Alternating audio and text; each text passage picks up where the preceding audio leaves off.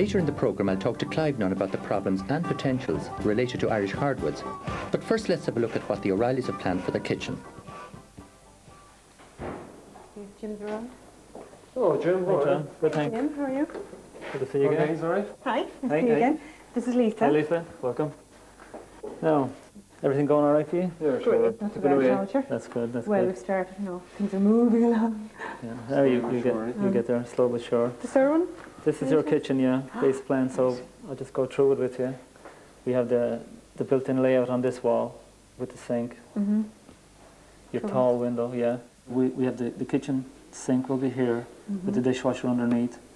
Your kitchen cooker is here with the hob extraction unit. We put a plate rack here so you can show off your crockery. Next to this window we have the dresser unit. And over here we have your fridge built into a tall larder unit with a lattice work on top. I can show you that. And then up here you can have a perspective view of it. Oh yeah, that's So nice. give you an idea of it. Stand back and look, yeah. Again, the built-ins. Moving down to the cooker, nice hood. We put a couple of shelf units are here. The freestanding dresser, and then on the opposite wall, the larder unit with the fridge built in behind. So the only appliance you will see will be your cooker. We've hidden everything else. Yeah. Right, but you've kind of made an allowance there for us, for a dishwasher if we want to get it at a later date. Yeah, we will take one, but will take not one after. necessarily going in at the start. No, we just put a shelving in there, and you can. Can we just have a look at one of the chestnut dressers again now? Well, we have this kitchen here. It's chestnut. Oh yeah, So I'll give you an idea of the colour. Yeah. Gorgeous. So this would be the kind of thing that we're going to be. Yeah, this is actually the photo chestnut that we were telling you about from down your way. Plywood interiors. This one has mahogany top on it and mahogany knobs. So we can do any combinations. There's a lot of other things available in workshop as well.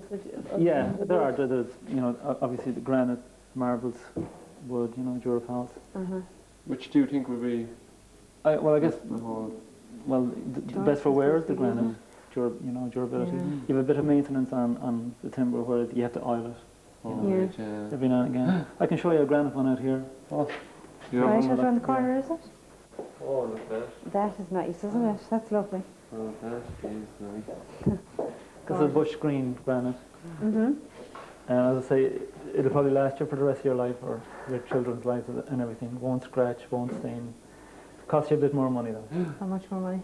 About, on your size kitchen, £300 thereabouts. You don't have to allow that.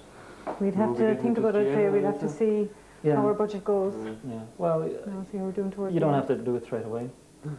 You can put a temporary one in, could you? You can put a cheaper top on initially, and work up to a granite top. There'd be no problem about putting it in afterwards. Just a matter of lifting off one and putting on the other. Great. That's nice. We have started on your dresser unit. If you'd like to have a look at that, I can show you. Oh yeah, we've started on. That's the workshop. Whether they go for the polished granite worktop or not, the O'Reillys will have a very rare and precious kitchen. As much of what they have chosen will be made from elm, unfortunately killed by the Dutch elm disease. Here we are. All right. So this is the piece. This is the dresser. Yeah, John's just finishing off the cornice on it, so. Beautiful, isn't it? Yeah. It's elm. We put chestnut panels, chestnut sheeting to highlight the kitchen, chestnut knobs. We put beveled glass up here. We put 360-degree hinges on it, so you get a full wide. Oh, see, that's very handy, isn't it, Francis? It's lovely. Yeah. Beautiful. So you can move it anywhere in the kitchen. kitchen. Nice decorative. Yeah. Oh, that's tons of wood out there. Good solid hinges. That's great. You'll open them right back like that. Very well made. They're fine, though, aren't they? Good and solid and everything. Run our hinge. We were putting beveled glass in the top section here. Lovely. Fine job, okay. That's the start of it. Beautiful. How long more do you reckon to completion? Probably about 2-3 weeks. We should be finished here. And then it's up to you. It's up to us to be ready. Your delivery date.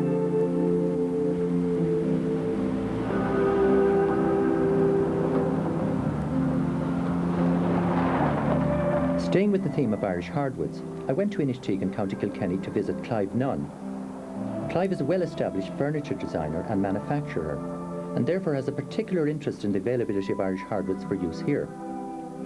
Throughout his 20 years in the furniture business, he has found that there is little reliable source of consistent quality Irish-grown kiln-dried hardwoods. Let's find out what he's doing about it. Clive, you've been working with hardwoods for the last 20 years, but you've found Irish hardwoods somewhat frustrating. What's the problem? Well, I love working with Irish hardwoods. They're greatly more beautiful than most of the imported temperate woods that are available to us, but the problem is they are not available on a reliable basis to either your trade as an architect or mine as a furniture maker. So you can't specify them, and I can't be certain that they will be available to me to make the furniture. And what's the difficulty? The difficulty has been the neglect of the hardwood sector in the country really since the formation of the state. Unlike the softwood sector, which, with the foresight of De Valera and McBride, with the afforestation program that they initiated in the 30s, which is today, it is today that we're reaping the benefits of that foresight. We have Louisiana Pacific in Waterford due to open at the end of this year. We have Medite in Clonmel, which has been running for the last number of years. And we hope we will have Masonite in Leitrim in due course. And this is now generating an enormous amount of economic activity as a result of the foresight and that forestation program. And we have yet in the forest these beautiful Irish hardwoods such as oak, ash, beech, Indeed. elm, I mean, although it has been neglected, there is wonderful material there. There is, as you say, oak, ash, beech, there are cherries, there are tulip trees, there are walnuts. But I mean, of the more common species, I mean, we would be talking of oak and ash, and unfortunately the elm is now largely gone. And the problem is when you want to actually use them, you can't get them dry to the right moisture content. Well, precisely. Process. I mean, you know, there is a standard that we have to have, and unless that standard is achieved, it really isn't viable for the furniture maker. I mean, if you look behind you, you will see timber ready to go into the kiln in the situation that will have been air dried for the last 12 months or more. Here Irish oak, is it? Yes. That is Irish oak. Here we have a piece of Irish oak, which I have just machined up, and you can see the wonderful medullary rays in it and the interest and vigour in that material. And behind us here you will see a pair of panels that I made actually for a trade show. And the one on your right is made of North American white oak, and the one on our left is of Irish oak. And you will see that the American example is almost photographic in its regularity, whereas in the Irish example there is enormous interest and vigour in the material. And what I'd really like to do is take you out into the forest and show you some of this material standing. Great. I saw some beautiful oaks on the way in. You would have part of that wood. We're done. Great. So let us do that. Thank you.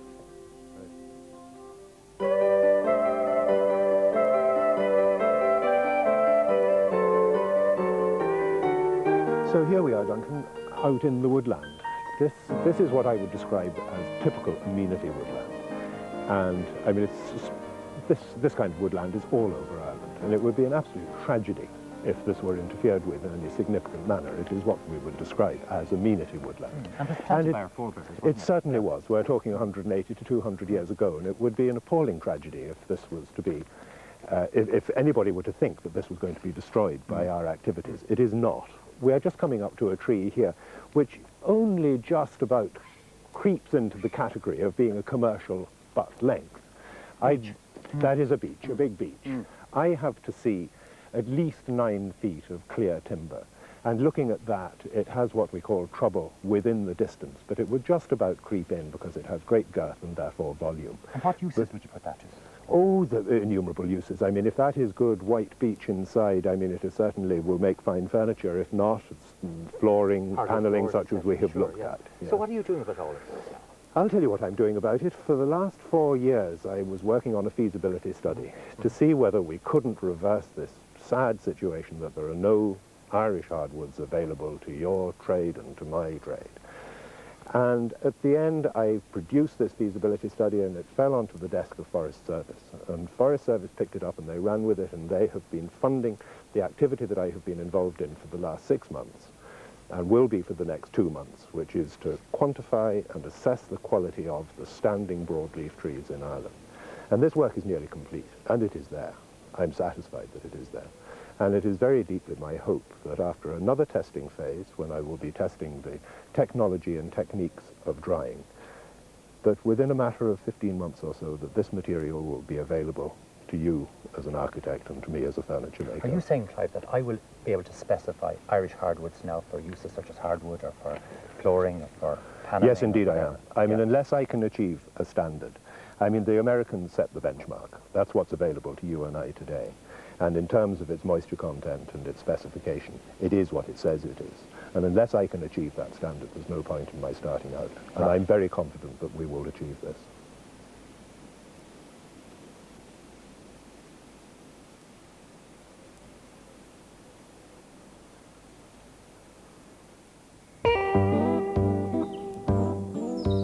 When we left Cove last week, the roof was being slated. This week the roof is finished and John is laying a tongued and grooved wood floor in the new extension, while Fiona is placing the Moy glass wool insulation in the new roof.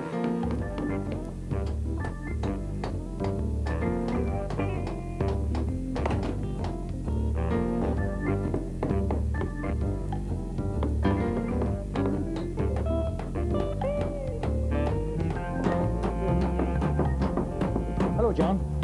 Hi, Duncan, how are you? Great work going on here, I must say. Oh yeah, we're just putting in the Douglas flooring there. Yes, now. Irish, is it? Yeah, Yes. it came from Dundrum Sawmills there Very the other good. day. Douglas And a beautiful floor, finish so on it too. Oh, it's beautiful, yeah, we're Yes. delighted with it. So it's going to be a finished floor? Yeah, Yeah. we're just going to Yes. do the sanding and put a few coats of polyurethane on it. And Right, so now I notice you're The cramping ropes. there, yeah, which is important. yeah, I'm making sure that the joints are good and tight because Yes, you know, it's a softwood. And of course, it'll slightly shrink afterwards, so just to make sure a good tight cramping, yes? Yeah, and I'm using this invisible nailing technique. Yes, and you're Kevin was thinking showing me about it. Very so, good, very yeah, good. Just, Well, I think that's great because you're going to have a nice finish with no nails showing. Right? yeah. And I think it's going to be really nice when you do sand this down and Oh, it'd finish be it beautiful, lacquered. I'd say, yeah. Great. It's beautiful colouring in it. Lovely. And Fiona, you're working away on the insulation. I don't, that's right, Lovely, yeah. Now you want to stick on a pair of gloves? Oh yeah, sure. Okay, So right, that yes. makes I it think you not need reach it, yes, of course. And I noticed there the 6x2 rafters, Fiona. Ken has beefed them up there with battens. That's right. To fill it up to an 8 inches, Yeah, yes. we're putting in 8 inches of insulation. Good. I Two think 4-inch.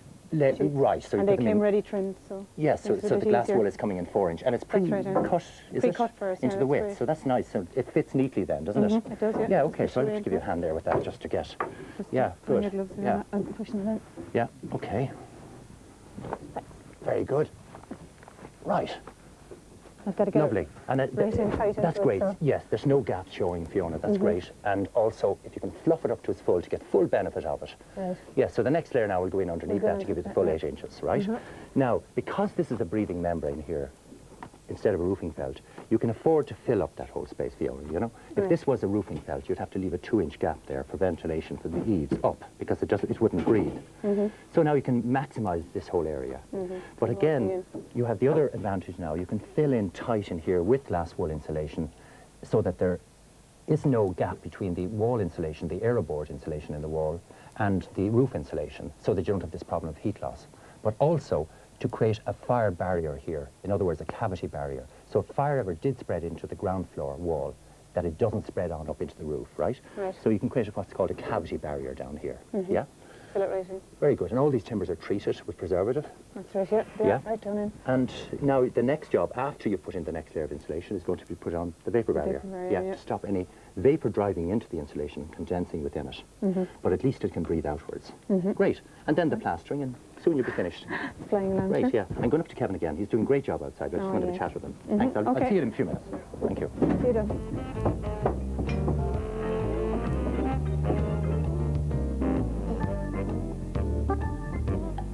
During the week, Kevin fixed the decorative barge board to the cable of the extension.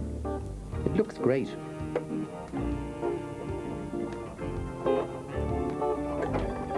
Hello, Kevin. Duncan, how you doing? Great. Hi, so you're preparing that plasterwork. I'm just giving it a scudding now to give it a key for the scratch coat, you know, for the plaster. Yes, exactly. Very important. So the And- plaster doesn't come away. That's right, and I'm doing the scudding first before we put the windows in, you know. Yes, of course. And that's the what? A 3-to-1 mix? It's 3-to-1, Sand yeah. and cement? Sand and cement is right. Yes, so the windows next then. The is it, windows are Kevin? next then, and then he'll give it a scratch coat. Yes, with and a then, trowel. with exactly. a trowel finish, yeah, and then a finish coat. Yeah, Very good, that's Kevin. exactly. Very good. So I must say it's progressing very nicely. Yeah, we're doing very Great. well. Okay, I'll just have a quick look around the front. Okay, fine. Thanks, Kevin. Cheers.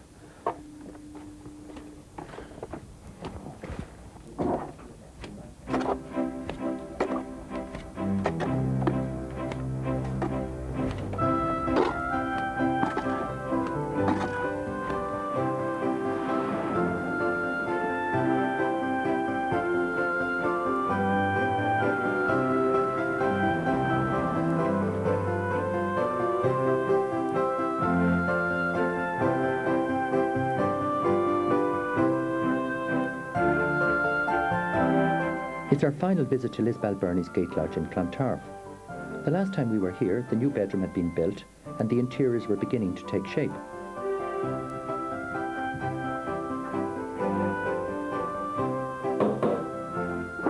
Liz? Hi Duncan. Oh, it's good to see How are you. you? Great again. Yeah. You've really transformed this space beautifully, haven't you? Yes, quite different now from the last time you saw it. Wow, the hall really looks great. And I must say, I love the staircase.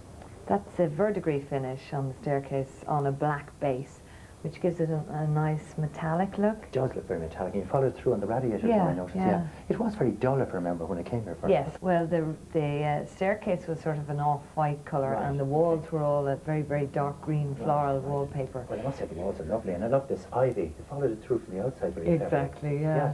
And I think this painting was great. Well, the hall was a little small for furniture, so this sort of gives it an interest, the feature there. Sure, on and you the even wall. feel it's like a niche, don't Yeah. you? And I must say, I love the marble floor. Yeah, it gives a spacious effect. And I think it goes flows nicely into the beach there, Yeah, doesn't come on in and see the Yeah. lounge. In fact, the beach floor is lovely, I must say. Yeah. Really beautifully bright, isn't it? When I came here first, Liz, this was a very, very dark, dull, It was, gloomy yeah. room, wasn't it? And I said to you at that stage that I wanted to try and create a very light, airy feel to it. So hence the very, very light sheer curtains with the gold writing on them. And all the furniture is kept very, very light. The wall colouring then is a cream with a hint of yellow going through it.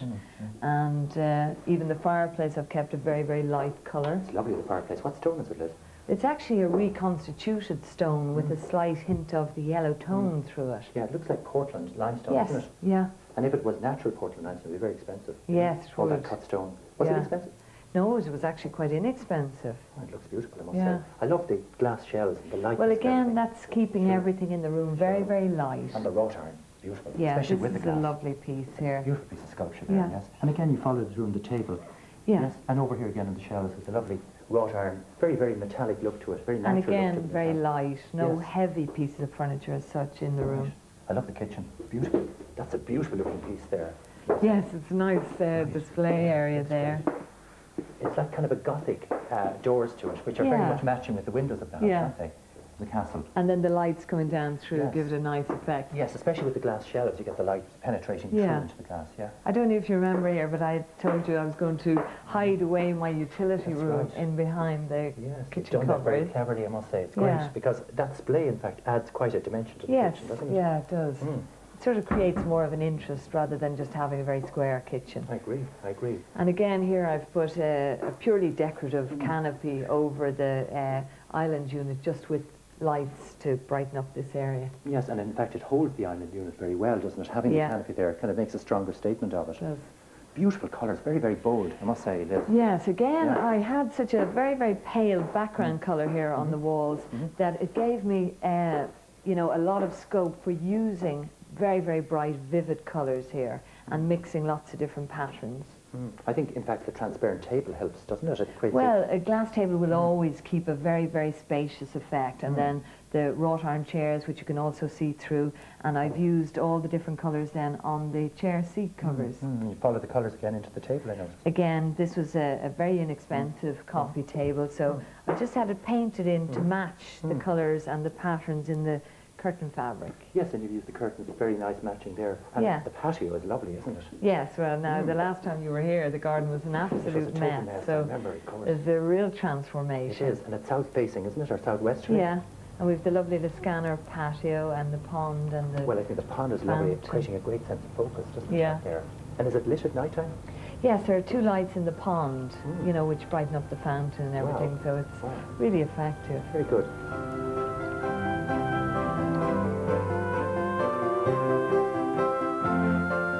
In the turret area of the house, Liz has decorated the small spare room in what she describes as warm blues.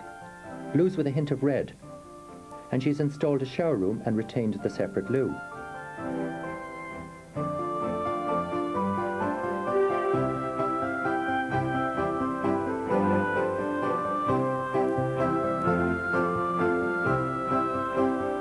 Her painting studio at the top, she's built a new window to give more light and views.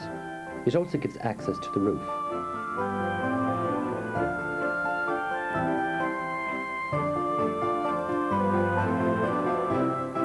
But before we look at the master bedroom in the new extension, This 3D Studio generated image shows us some of the options Liz looked at for the layout of the room.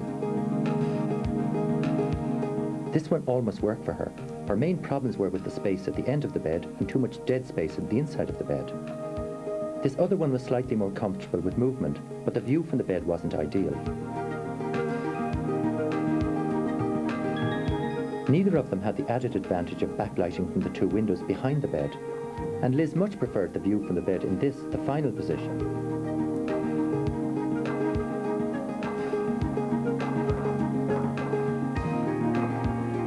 Okay, so the bedroom I've kept very, very soft, easy colours, as you can see, right? Using just the plain muslin on the four-poster bed, which tones in nicely with the limed effect. Yes, I think that semi-transparency of both this and this line effect gives works a lovely very well.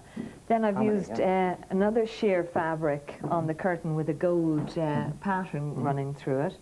And again, just creams on the shades and broderie anglaise on the bed. And very airy too, isn't it? Yes, yeah. I must say. It's a nice, easy feeling. Yes, and what's in here? That's actually the walk-in wardrobe. Oh yes, that's lovely. And sliding doors and everything here into the wardrobes. That's great. There. Plenty of light to it from him here too, Yeah. isn't it? Great. And what about the floor? It's lovely. Well, the white floor, plank is I great, think isn't it? the last time you were here, the floor hadn't been stained. And I found when I went to stain it that I was getting a very, very strong contrast between the two grains. So with a clear varnish, it was almost becoming yellow and pink. Right, well, you've got a very nice kind of antique pine feel to it, haven't you? Yes. In fact, it looks like a pitch pine the way it's done. Yeah. So how What do you I do did that? there was used a clear acrylic sealer, and I mixed just a hint of teak stain with that water-based stain. And I gave it one coat of that, and then 2 coats of the clear acrylic sealer on its own. And that's all. Yep, that's it. That's it for this week. Next week we look at the final part of the thatch in Kilmore Quay, a beautifully designed sunroom and garden in Dublin, and of course we'll be back with the O'Reillys in their railway cottage in Cove. See you then.